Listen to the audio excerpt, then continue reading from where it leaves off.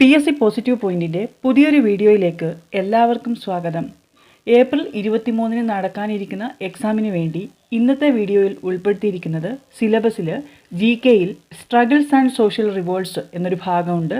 അതിൽ മേൽമുണ്ട് സമരം, ചാനാർ ലഹള, വൈക്കം സത്യാഗ്രഹം, ഗുരുവായൂർ സത്യാഗ്രഹം, പാലിയം സത്യാഗ്രഹം, കുട്ടംകുളം സത്യാഗ്രഹം, temple entry proclamation, temple entry act, Malayali memorial, Ezhava memorial, ഇത്രയും കാര്യങ്ങൾ വരുന്നുണ്ട്. ഈ ടോപ്പിക്കുകളിൽ നിന്നെല്ലാം തിരഞ്ഞെടുത്തിട്ടുള്ള ചോദ്യങ്ങളും അതിൻ്റെ അനുബന്ധ വിവരങ്ങളുമാണ് ഇന്നത്തെ വീഡിയോയിൽ ഉൾപ്പെടുത്തിയിരിക്കുന്നത്. വീഡിയോയിലേക്ക് പോകുന്നതിന് മുൻപേ ചാനൽ ആദ്യമായി കാണുന്നവരാണെങ്കിൽ ഒന്ന് സബ്സ്ക്രൈബ് ചെയ്യുക. വീഡിയോയെക്കുറിച്ചുള്ള അഭിപ്രായങ്ങളും നിർദ്ദേശങ്ങളും കമൻറ്റ് ചെയ്യുക. സിലബസ് അനുസരിച്ചുള്ള ഇതുവരെയുള്ള ക്ലാസ്സുകൾ കാണാൻ താല്പര്യമുള്ളവർക്ക് വേണ്ടി ഈ ഒരു എക്സാമിൻ്റെ പ്ലേലിസ്റ്റിൻ്റെ ലിങ്ക് ഡിസ്ക്രിപ്ഷനിൽ കൊടുക്കുന്നതാണ്. ഒന്നാമത്തെ ചോദ്യം, സ്വാതന്ത്ര്യത്തിൻ്റെ അടിസ്ഥാന തത്വം എന്ന് ഗാന്ധിജി വിശേഷിപ്പിച്ചത്? സ്വാതന്ത്ര്യത്തിൻ്റെ അടിസ്ഥാന തത്വം എന്ന് ഗാന്ധിജി വിശേഷിപ്പിച്ചത്? ഉത്തരം വൈക്കം സത്യാഗ്രഹം. വൈക്കം സത്യാഗ്രഹത്തോടനുബന്ധിച്ച് 1925 ഗാന്ധിജി കേരളത്തിൽ വന്നു. ഗാന്ധിജി എത്ര തവണയാണ് കേരളം സന്ദർശിച്ചിട്ടുള്ളത്? 5 പ്രാവശ്യം. ആദ്യം 1920 വന്നത്. രണ്ടാമത്തെ പ്രാവശ്യം വന്നത് 1925 അത് വൈക്കം സത്യാഗ്രഹത്തോടനുബന്ധിച്ചാണ്. വൈക്കം സത്യാഗ്രഹത്തിൽ പങ്കെടുത്ത ദേശീയ നേതാക്കൾ ആരൊക്കെയാണെന്ന് ചോദിച്ചാൽ അത് ഗാന്ധിജി, EV രാമസ്വാമി നായ്ക്കർ, ആചാര്യ വിനോബ ഭാവെ. സ്വാതന്ത്ര്യത്തിൻ്റെ അടിസ്ഥാന തത്വം എന്ന് ഗാന്ധിജി വിശേഷിപ്പിച്ച സംഭവമാണ് വൈക്കം സത്യാഗ്രഹം. വൈക്കം സത്യാഗ്രഹം ആരംഭിച്ചത് 1924 മാർച്ച് 30 അവസാനിച്ചത് 1925 നവംബർ 23. വൈക്കം സത്യാഗ്രഹം എത്ര ദിവസം നീണ്ടു നിന്നു എന്ന് ചോദിച്ചാൽ 603 ദിവസമാണ് ഇത് നീണ്ടു നിന്നത്. ഇന്ത്യയിൽ അയിത്തത്തിനെതിരെ നടന്ന ആദ്യ സംഘടിത സമരമാണ് വൈക്കം സത്യാഗ്രഹം. വൈക്കം ക്ഷേത്രത്തിൻ്റെ മതിൽക്കെട്ടിന് പുറത്തുള്ള വഴിയിൽ കൂടി അവർണ ജാതിക്കാർക്കും നടക്കാനുള്ള സ്വാതന്ത്ര്യത്തിന് വേണ്ടിയുള്ള, അതായത് സഞ്ചാര സ്വാതന്ത്ര്യത്തിന് വേണ്ടിയുള്ള സമരമായിരുന്നു വൈക്കം സത്യാഗ്രഹം. ഇന്ത്യയിൽ അയിത്തത്തിനെതിരെ നടന്ന ആദ്യ സംഘടിത സമരം വൈക്കം സത്യാഗ്രഹം. അടുത്തത് വൈക്കം ഹീറോ എന്നറിയപ്പെടുന്നത്. വൈക്കം ഹീറോ എന്നറിയപ്പെടുന്നത്? ഉത്തരം EV രാമസ്വാമി നായ്ക്കർ. വൈക്കം ഹീറോ അല്ലെങ്കിൽ വൈക്കം വീരൻ, പെരിയോർ എന്നൊക്കെ അറിയപ്പെടുന്നത് EV രാമസ്വാമി നായ്ക്കറാണ്. ഇദ്ദേഹത്തിൻ്റെ പ്രതിമ സ്ഥിതി ചെയ്യുന്നത് വൈക്കത്താണ്. വൈക്കം സത്യാഗ്രഹത്തോടനുബന്ധിച്ച് മധുരയിൽ നിന്ന് വൈക്കത്തേക്ക് ജാഥ നടത്തിയ ആളാണ് EV രാമസ്വാമി നായ്ക്കർ. വൈക്കം സത്യാഗ്രഹത്തിൻ്റെ പ്രധാന നേതാവ്. വൈക്കം സത്യാഗ്രഹത്തിൻ്റെ പ്രധാന നേതാവ് TK മാധവൻ. 3 ചെറുപ്പക്കാരാണ് ഈ ഒരു സമരം തുടങ്ങിയത്. കുഞ്ഞാപ്പി, ബാഹുലയൻ, ഗോവിന്ദ പണിക്കർ എന്ന 3 ജാതിയിൽപ്പെട്ട 3 ചെറുപ്പക്കാരാണ് ഈ ഒരു സമരം തുടങ്ങിയതെങ്കിലും പിന്നീട് നേതാവായി സമരം ഏറ്റെടുത്തത് TK മാധവനാണ്. അയിത്തോച്ചാടനത്തിനെതിരെ ഇന്ത്യൻ നാഷണൽ കോൺഗ്രസിൽ പ്രമേയം പാസാക്കാൻ മുൻകൈ എടുത്ത വ്യക്തിയാണ് TK മാധവൻ. അയിത്തോച്ചാടനത്തിനെതിരെ പ്രമേയം പാസാക്കിയ കോൺഗ്രസ് സമ്മേളനം ഏതാണെന്ന് ചോദിച്ചാൽ അത് കാക്കിനഡ കോൺഗ്രസ് സമ്മേളനമാണ്. 1923 കാക്കിനഡയിൽ വെച്ച് നടന്ന ഇന്ത്യൻ നാഷണൽ കോൺഗ്രസിൻ്റെ സമ്മേളനത്തിലാണ് അയിത്തോച്ചാടനത്തിനെതിരെയുള്ള പ്രമേയം പാസാക്കിയത്. പ്രമേയം പാസാക്കാൻ മുൻകൈ എടുത്ത വ്യക്തിയാണ് TK മാധവൻ. വൈക്കം സത്യാഗ്രഹത്തോടനുബന്ധിച്ച് വൈക്കത്ത് നിന്നും തിരുവനന്തപുരത്തേക്ക് സവർണ ജാഥ നയിച്ചത്? വൈക്കം സത്യാഗ്രഹത്തോട് അനുഭാവം പ്രകടിപ്പിച്ചുകൊണ്ട് വൈക്കത്ത് നിന്നും തിരുവനന്തപുരത്തേക്ക് സവർണ ജാഥ നയിച്ചത് മന്നത്ത് പത്മനാഭനാണ്. തിരുവിതാംകൂറിലെ ക്ഷേത്ര നിരത്തുകൾ എല്ലാവർക്കും തുറന്നു കൊടുക്കാൻ വിളംബരം പുറപ്പെടുവിച്ച വർഷമാണ് 1928. വൈക്കം സത്യാഗ്രഹം ആരംഭിക്കുന്ന സമയത്ത് തിരുവിതാംകൂർ രാജാവായിരുന്നത് ശ്രീമൂലം തിരുനാളാണ്. വൈക്കം സത്യാഗ്രഹം അവസാനിക്കുന്ന സമയത്ത് തിരുവിതാംകൂർ ഭരണാധികാരിയായിരുന്നത് റാണി സേതുലക്ഷ്മി ഭായിയാണ്. വൈക്കം സത്യാഗ്രഹത്തോടനുബന്ധിച്ച് നാഗർകോവിൽ നിന്നും തിരുവനന്തപുരത്തേക്ക് സവർണ ജാഥ സംഘടിപ്പിച്ചത് ഡോക്ടർ M.E. നായിഡു ആണ്. വൈക്കം സത്യാഗ്രഹത്തോടനുബന്ധിച്ചുള്ള പ്രധാനപ്പെട്ട പോയിന്റുകളെല്ലാം നമ്മൾ പഠിച്ചു. 1924 മാർച്ച് 30 സമരം ആരംഭിക്കുന്നത്. 1925 നവംബർ 23 വൈക്കം സത്യാഗ്രഹം അവസാനിച്ചത്. 603 ദിവസമാണിത് നീണ്ടു നിന്നത്. പ്രധാന നേതാവായിരുന്നു ടി.കെ. മാധവൻ. അടുത്ത ചോദ്യം, പാലിയം സത്യാഗ്രഹം നടന്ന വർഷം. പാലിയം സത്യാഗ്രഹം നടന്ന വർഷം. ഉത്തരം 1947. 1947 പാലിയം സത്യാഗ്രഹം നടന്നത്. പാലിയം സത്യാഗ്രഹം ഉദ്ഘാടനം ചെയ്തത് സി കേശവനാണ്. പാലിയം സത്യാഗ്രഹത്തിൻ്റെ രക്തസാക്ഷി എ.ജി. വേലായുധൻ. പാലിയം സത്യാഗ്രഹം നടന്ന വർഷം 1947. ഈ ഒരു സത്യാഗ്രഹ സമരം ഉദ്ഘാടനം ചെയ്തത് സി കേശവനാണ്. ഇതിൻ്റെ രക്തസാക്ഷി, പാലിയം സത്യാഗ്രഹത്തിൻ്റെ രക്തസാക്ഷിയാണ് എ.ജി. വേലായുധൻ. ഇന്ത്യക്ക് സ്വാതന്ത്ര്യം ലഭിച്ചതിന് ശേഷം കേരളത്തിൽ നടന്ന ആദ്യത്തെ പ്രക്ഷോഭമാണ് പാലിയം സത്യാഗ്രഹം. ഇന്ത്യക്ക് സ്വാതന്ത്ര്യം ലഭിച്ചതിന് ശേഷം കേരളത്തിൽ നടന്ന ആദ്യത്തെ പ്രക്ഷോഭമാണ് പാലിയം സത്യാഗ്രഹം. അടുത്ത ചോദ്യം, മേൽമുണ്ട് സമരം അഥവാ ചാനാർ ലഹള നടന്ന വർഷം. മേൽമുണ്ട് സമരം അഥവാ ചാനാർ ലഹള നടന്ന വർഷം 1859. 1859 ചാനാർ ലഹള നടന്നത്. ചാനാർ ലഹള ആരംഭിച്ച വർഷം ചോദിക്കുകയാണെങ്കിൽ 1822. 1822 ആരംഭിച്ചു. ഇതൊരു വലിയ പ്രക്ഷോഭമായി മാറിയത് 1859. ഇത് നടന്ന വർഷം 1859 ഓർമ്മിക്കുക. താഴ്ന്ന ജാതിയിൽപ്പെട്ടവർക്ക് മേൽമുണ്ട് ധരിക്കാനുള്ള അവകാശത്തിന് വേണ്ടി തിരുവിതാംകൂറിൽ നടത്തിയ സമരമാണ് മേൽമുണ്ട് സമരം അഥവാ മാറുമറയ്ക്കൽ സമരം അഥവാ ചാനാർ ലഹള. എല്ലാ ജാതിയിൽപ്പെട്ട സ്ത്രീകൾക്കും മേൽവസ്ത്രം ധരിക്കാൻ അനുവാദം നൽകിയ ദിവസം 1859 ജൂലൈ 26. മേൽമുണ്ട് ധരിക്കാൻ അനുവാദം നൽകിയ തിരുവിതാംകൂർ രാജാവാണ് ഉത്രം തിരുനാൾ മാർത്താണ്ഡവർമ്മ. മേൽമുണ്ട് ധരിക്കാൻ എല്ലാ ജാതിയിൽപ്പെട്ടവർക്കും മേൽമുണ്ട് ധരിക്കാൻ അനുവാദം നൽകിയ തിരുവിതാംകൂർ രാജാവ് ഉത്രം തിരുനാൾ മാർത്താണ്ഡവർമ്മ. ചാനാർ ലഹളയെ പിന്തുണച്ച സാമൂഹ്യ പരിഷ്കർത്താവ് ആരാണെന്ന് ചോദിച്ചാൽ ഉത്തരം വൈകുണ്ഠസ്വാമികളാണ്. ചാനാർ ലഹളയെ പിന്തുണച്ച സാമൂഹ്യ പരിഷ്കർത്താവാണ് വൈകുണ്ഠസ്വാമികൾ. ഗുരുവായൂർ സത്യാഗ്രഹത്തിൻ്റെ വോളണ്ടിയർ ക്യാപ്റ്റൻ. ഗുരുവായൂർ സത്യാഗ്രഹത്തിൻ്റെ വോളണ്ടിയർ ക്യാപ്റ്റൻ എ.കെ. ഗോപാലൻ. ഗുരുവായൂർ സത്യാഗ്രഹം നടന്നത് 1931 നവംബർ 1. ക്ഷേത്രപ്രവേശനവുമായി ബന്ധപ്പെട്ട കേരളത്തിൽ നടന്ന ആദ്യത്തെ സത്യാഗ്രഹമാണ് ഗുരുവായൂർ സത്യാഗ്രഹം. ഗുരുവായൂർ സത്യാഗ്രഹ കമ്മിറ്റിയുടെ പ്രസിഡന്റായിരുന്നു മന്നത്ത് പത്മനാഭൻ. സെക്രട്ടറി കെ. കേളപ്പൻ. ഗുരുവായൂർ സത്യാഗ്രഹ സന്നദ്ധ സംഘടനാ ക്യാപ്റ്റനായിരുന്നു എ.കെ. ഗോപാലൻ. ഗുരുവായൂർ സത്യാഗ്രഹത്തിൻ്റെ വോളണ്ടിയർ ക്യാപ്റ്റൻ എ.കെ. ഗോപാലൻ. ഗുരുവായൂർ സത്യാഗ്രഹവുമായി ബന്ധപ്പെട്ട് പയ്യന്നൂരിൽ നിന്നും ഗുരുവായൂരിലേക്ക് ജാഥ നയിച്ചത് ടി. സുബ്രഹ്മണ്യം തിരുമുമ്പാണ്. ഗുരുവായൂർ ക്ഷേത്രത്തിൽ പ്രവേശിച്ച് മണി മുഴക്കിയ ആദ്യത്തെ അബ്രാഹ്മണനാണ് പി. കൃഷ്ണപിള്ള. ഗുരുവായൂർ ക്ഷേത്രത്തിൽ പ്രവേശിച്ച് അമ്പല മണി മുഴക്കിയ ആദ്യ അബ്രാഹ്മണനാണ് പി. കൃഷ്ണപിള്ള. തിരുവിതാംകൂറിൽ ക്ഷേത്രപ്രവേശന വിളംബരം പുറപ്പെടുവിച്ച രാജാവ് ശ്രീ ചിത്തിര തിരുനാൾ ബാലരാമവർമ്മ. ക്ഷേത്രപ്രവേശന വിളംബരം നടത്തിയ വർഷം 1936 നവംബർ 12. ടെമ്പിൾ എൻട്രി പ്രൊക്ലമേഷൻ അല്ലെങ്കിൽ ക്ഷേത്രപ്രവേശന വിളംബരം നടത്തിയത് 1936 നവംബർ 12. കുട്ടംകുളം സമരം നടന്ന വർഷം. കുട്ടംകുളം സമരം നടന്ന വർഷം 1946. 1946 ജൂൺ 25 കുട്ടംകുളം സമരം നടന്നത്. തൃശ്ശൂർ ജില്ലയിലെ ഇരിങ്ങാലക്കുടയിലെ കൂടൽ മാണിക്യ ക്ഷേത്ര പ്രവേശനത്തോടനുബന്ധിച്ച് നടന്ന സമരമാണ് കുട്ടംകുളം സമരം. ഈ സമരത്തിൻ്റെ പ്രധാന നേതാവായിരുന്നു കാമ്പു പറമ്പൻ. അടുത്ത ചോദ്യം, മലയാളി മെമ്മോറിയലിന് നേതൃത്വം നൽകിയതാര്? മലയാളി മെമ്മോറിയലിന് നേതൃത്വം നൽകിയതാര്? ഉത്തരം K. P. Sankara Menon. Malayali memorial 1891 ജനുവരി 1 സമർപ്പിച്ചത് ആർക്ക് എന്ന് ചോദിച്ചാൽ ശ്രീമൂലം തിരുനാളാണ് ഉത്തരം. സമർപ്പിച്ചത് ആരെന്ന് ചോദിച്ചാൽ K. P. Sankara Menon. Malayali memorial സമർപ്പിച്ചത് 1891 ജനുവരി 1 സമർപ്പിച്ചത് കെ. പി. ശങ്കരമേനോൻ. സമർപ്പിച്ചത് ആർക്കാണ് ചോദിച്ചാൽ ശ്രീമൂലം തിരുനാളിനാണ് മലയാളി മെമ്മോറിയൽ സമർപ്പിച്ചത്.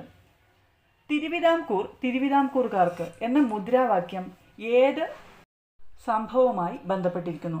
തിരുവിതാംകൂർ തിരുവിതാംകൂറുകാർക്ക് എന്ന മുദ്രാവാക്യം ഏത് സംഭവവുമായി ബന്ധപ്പെട്ടിരിക്കുന്നു? ഉത്തരം മലയാളി മെമ്മോറിയൽ. ഈ ഒരു മുദ്രാവാക്യത്തിൻ്റെ ഉപജ്ഞാതാവ് ബാരിസ്റ്റർ G.P. പിള്ളയാണ്. തിരുവിതാംകൂർ തിരുവിതാംകൂറുകാർക്ക് എന്ന മുദ്രാവാക്യത്തിൻ്റെ ഉപജ്ഞാതാവ് ബാരിസ്റ്റർ G.P. പിള്ള. മലയാളി മെമ്മോറിയലിൽ ഒപ്പുവെച്ച ആൾക്കാരുടെ എണ്ണം 10,028 പേരാണ്. ആദ്യം ഒപ്പുവെച്ചത് K.P. ശങ്കരമേനോൻ, രണ്ടാമത് G.P. പിള്ള, മൂന്നാമത് ഡോക്ടർ പൽപ്പു. മലയാളി മെമ്മോറിയൽ സമർപ്പിക്കുമ്പോൾ തിരുവിതാംകൂറിൽ ദിവാനായിരുന്നത് T. രാമറാവുവാണ്. മലയാളി മെമ്മോറിയൽ സമർപ്പിക്കുമ്പോൾ തിരുവിതാംകൂറിലെ ദിവാനായിരുന്നു T. രാമറാവു. തിരുവിതാംകൂറിലെ ഭരണാധികാരിയായിരുന്നു ശ്രീമൂലം തിരുനാൾ. ഈഴവ മെമ്മോറിയലിന് നേതൃത്വം നൽകിയത് ഡോക്ടർ പൽപ്പു. ഈഴവ മെമ്മോറിയൽ സമർപ്പിച്ചത് 1896 സെപ്റ്റംബർ 3-നാണ്. ഈഴവ മെമ്മോറിയൽ സമർപ്പിച്ചത് 1896 സെപ്റ്റംബർ 3-ന്. സമർപ്പിച്ചതാർക്ക് എന്ന് ചോദിച്ചാൽ ദിവാനായിരുന്ന ശങ്കര സുബ്ബയ്യർക്കാണ്. ശങ്കര സുബ്ബയ്യർ ഇത് നിരസിക്കുകയും രണ്ടാം ഈഴവ മെമ്മോറിയൽ 1900-ൽ സമർപ്പിക്കുകയും ചെയ്തു. രണ്ടാം ഈഴവ മെമ്മോറിയൽ സമർപ്പിച്ചത് അപ്പോഴത്തെ വൈസ്രോയി ആയിരുന്ന കഴ്സൺ പ്രഭുവിനാണ്. ഈഴവ മെമ്മോറിയലിന് നേതൃത്വം നൽകിയത് ഡോക്ടർ പൽപ്പു. ഈഴവ മെമ്മോറിയൽ സമർപ്പിച്ച വർഷം 1896 സെപ്റ്റംബർ 3. 13,176 പേരാണ് ഈഴവ മെമ്മോറിയലിൽ ഒപ്പുവെച്ചത്. ദിവാനായിരുന്ന ശങ്കര സുബ്ബയ്യർക്കാണ് സമർപ്പിച്ചത്. രണ്ടാം ഈഴവ മെമ്മോറിയൽ സമർപ്പിച്ചത് 1900-ൽ കഴ്സൺ പ്രഭുവിന്. പൂക്കോട്ടൂർ യുദ്ധം ഏത് സംഭവവുമായി ബന്ധപ്പെട്ടിരിക്കുന്നു? ഉത്തരം മലബാർ കലാപം. മലബാർ കലാപം നടന്ന വർഷം 1921. മലബാർ കലാപത്തിൻ്റെ കേന്ദ്രം എന്ന് പറയുന്നത് തിരൂരങ്ങാടിയാണ്. മലബാറിലെ പോരാട്ടങ്ങൾ നടന്നത് ഏറനാട്, വള്ളുവനാട്, പൊന്നാനി താലൂക്കുകളിലായിട്ടാണ്. മലബാർ കലാപത്തിൻ്റെ ഭാഗമായി നടന്ന ഒരു പ്രധാനപ്പെട്ട സംഭവമാണ് പൂക്കോട്ടൂർ യുദ്ധം. തുടർച്ചയായ മാപ്പിള കലാപങ്ങളെക്കുറിച്ച് അന്വേഷിക്കാൻ ബ്രിട്ടീഷ് ഗവൺമെൻറ് നിയോഗിച്ച കമ്മീഷൻ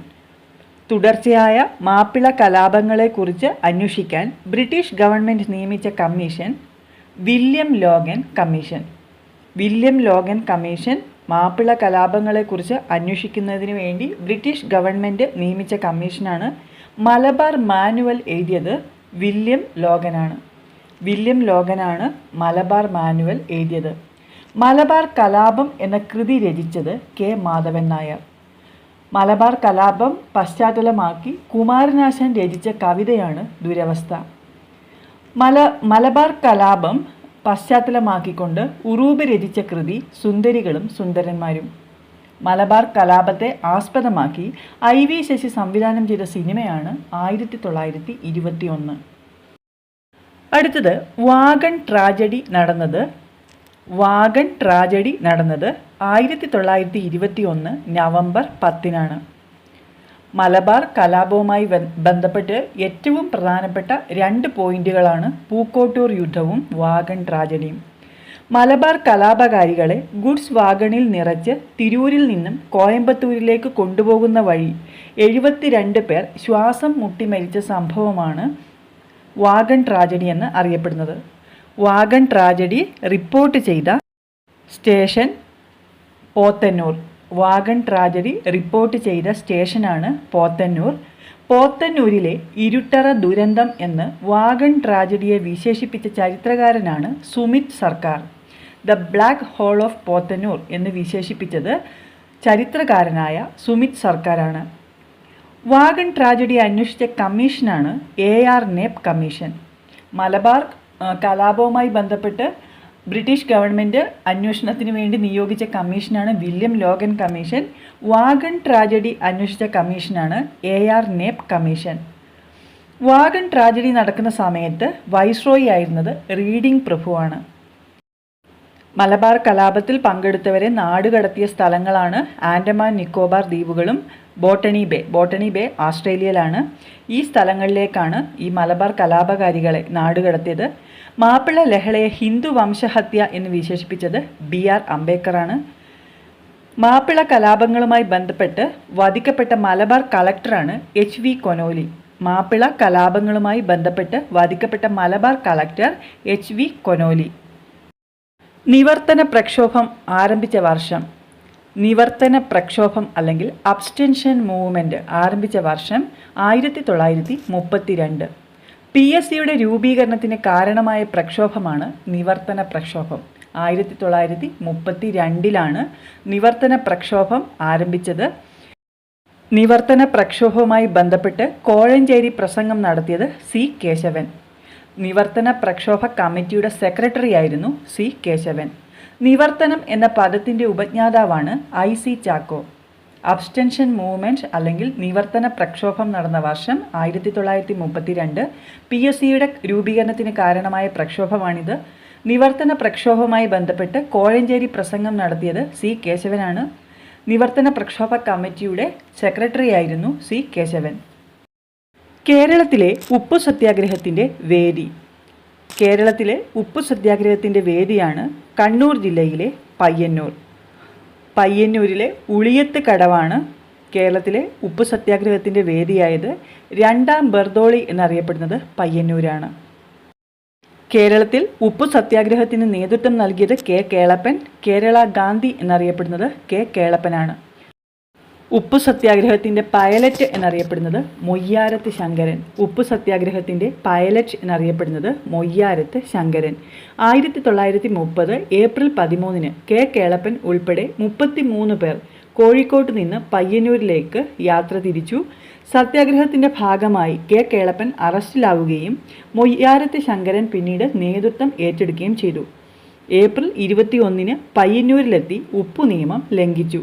ഉപ്പു സത്യാഗ്രഹത്തിന് പിന്തുണ നൽകിക്കൊണ്ട് പാലക്കാട് നിന്ന് പയ്യന്നൂരിലേക്ക് ജാഥ നയിച്ചത് TR കൃഷ്ണസ്വാമി അയ്യരാണ്. പാലക്കാട് നിന്നും പയ്യന്നൂരിലേക്ക് ജാഥ നയിച്ചത് TR കൃഷ്ണസ്വാമി. എന്നാൽ തിരുവനന്തപുരത്ത് നിന്നും പയ്യന്നൂരിലേക്ക് ജാഥ നയിച്ചത് പൊന്നറ ശ്രീധരനാണ്. തിരുവനന്തപുരത്ത് നിന്നും പയ്യന്നൂരിലേക്ക് ജാഥയ്ക്കുള്ള നേതൃത്വം നൽകിയത് പൊന്നറ ശ്രീധരൻ. അംശി നാരായണപിള്ള രചിച്ച വരിക വരിക സഹചരെ എന്ന ഗാനം പാടിക്കൊണ്ടാണ് ജാഥ നയിച്ചത്. വരിക വരിക സഹചരെ എന്ന ഗാനം എഴുതിയത് അംശി നാരായണപിള്ള. കോഴിക്കോട് ഉപ്പു സത്യാഗ്രഹത്തിന് നേതൃത്വം നൽകിയത് മുഹമ്മദ് അബ്ദുറഹ്മാനാണ്. കോഴിക്കോട് ഉപ്പു സത്യാഗ്രഹത്തിന് നേതൃത്വം നൽകിയ വ്യക്തി മുഹമ്മദ് അബ്ദുറഹ്മാൻ. ഉപ്പു സത്യാഗ്രഹവുമായി ബന്ധപ്പെട്ട് നടന്ന നിരാഹാര സമരത്തിൽ പങ്കെടുത്ത് മരണപ്പെട്ട വ്യക്തിയാണ് AC കുഞ്ഞിരാമൻ അടിയോടി. ഉപ്പു സത്യാഗ്രഹവുമായി ബന്ധപ്പെട്ട് നടന്ന നിരാഹാര സമരത്തിൽ പങ്കെടുത്ത് മരണപ്പെട്ട വ്യക്തി AC കുഞ്ഞിരാമൻ അടിയോടി. ഗാന്ധിജി ഇന്ത്യയിൽ നടത്തിയ ആദ്യ നിയമലംഘന പ്രസ്ഥാന സമരമാണ് ഉപ്പു സത്യാഗ്രഹം. 1930 മാർച്ച് 12 ഗുജറാത്തിലെ സബർമതി ആശ്രമത്തിൽ നിന്ന് ദണ്ഡി കടപ്പുറത്തേക്കാണ് ദണ്ഡി യാത്ര ആരംഭിച്ചത്. ഉപ്പു സത്യാഗ്രഹ സമയത്ത് ഇന്ത്യയിലെ വൈസ്രോയി ആയിരുന്നു ഇർവിൻ പ്രഭു. ഉപ്പു സത്യാഗ്രഹ സമയത്ത് ഇന്ത്യയിലെ വൈസ്രോയി ആയിരുന്നത് ഇർവിൻ പ്രഭു. 78 പേരാണ് ഈ ഒരു ജാഥയിൽ പങ്കെടുത്തത്. തമിഴ്നാട്ടിൽ ഉപ്പു സത്യാഗ്രഹത്തിൻ്റെ വേദിയായത് വേദാരണ്യം കടപ്പുറമാണ്. അതിർത്തി പ്രവിശ്യയിൽ ഈ ഒരു സത്യാഗ്രഹം നയിച്ചത് ഖാൻ അബ്ദുൾ ഖാഫർ ഖാനാണ്. അതിർത്തി ഗാന്ധി എന്നാണ് ഇദ്ദേഹം അറിയപ്പെടുന്നത്. ഗാന്ധിജി ഉപ്പു നിയമം ലംഘിച്ചത് 1930 ഏപ്രിൽ 6 ദണ്ഡി മാർച്ചിൽ ആലപിച്ച ഗാനം രഘുപതി രാഘവ രാജാറാം. കേരളത്തിലെ ഉപ്പു സത്യാഗ്രഹവുമായി ബന്ധപ്പെട്ട ഗാനമാണ് വരിക വരിക സഹചരെ. ഇത് എഴുതിയത് അംശി നാരായണപിള്ള. ദണ്ഡി മാർച്ചിൽ ആലപിച്ച ഗാനം രഘുപതി രാഘവ രാജാറാം. ഗാന്ധിജിയുടെ അറസ്റ്റിന് ശേഷം നേതൃത്വം നൽകിയത് അബ്ബാസ് തിയാബ്ജിയാണ്. ദണ്ഡി യാത്രയിലെ ചായക്കോപ്പയിലെ കൊടുങ്കാറ്റ് എന്ന് വിശേഷിപ്പിച്ചത് ഇർവിൻ പ്രഭു. ആ സമയത്ത് വൈസ്രോയി ആരായിരുന്നു? ഇർവിൻ പ്രഭുവായിരുന്നു. ദണ്ഡി യാത്രയിലെ ചായക്കോപ്പയിലെ കൊടുങ്കാറ്റ് എന്ന് വിശേഷിപ്പിച്ചത് ഇർവിൻ പ്രഭുവാണ്. ശ്രീരാമൻ്റെ ലങ്കയിലേക്കുള്ള യാത്ര എന്ന് ദണ്ഡി യാത്രയെ വിശേഷിപ്പിച്ചത് മോത്തിലാൽ നെഹ്റു. ശ്രീരാമൻ്റെ ലങ്കയിലേക്കുള്ള യാത്ര എന്ന് വിശേഷിപ്പിച്ചത് മോത്തിലാൽ നെഹ്റു. എൽബയിൽ നിന്നും നെപ്പോളിയൻ്റെ പാരീസിലേക്കുള്ള മടക്കം എന്ന് പറഞ്ഞത് സുഭാഷ് ചന്ദ്രബോസാണ്. ദണ്ഡി യാത്രയെ എൽബയിൽ നിന്നും നെപ്പോളിയൻ്റെ പാരീസിലേക്കുള്ള മടക്കം എന്ന് പറഞ്ഞത് സുഭാഷ് ചന്ദ്രബോസ്. സിലബസിലെ സ്ട്രഗിൾസ് ആൻഡ് സോഷ്യൽ റിവോർഡ്സ് എന്ന ഭാഗത്തു നിന്നും തിരഞ്ഞെടുത്ത ചോദ്യങ്ങളും അനുബന്ധ വിവരങ്ങളുമാണ് നമ്മൾ പഠിച്ചു കഴിഞ്ഞത്. ഈ ഒരു വീഡിയോ നിങ്ങൾക്ക് ഉപകാരപ്രദമായി എങ്കിൽ ലൈക്ക് ചെയ്യുക, കമൻറ്റ് ചെയ്യുക. മറ്റ് പ്രധാനപ്പെട്ട ടോപ്പിക്കുകളുമായി നമുക്ക് അടുത്ത വീഡിയോയിൽ കാണാം.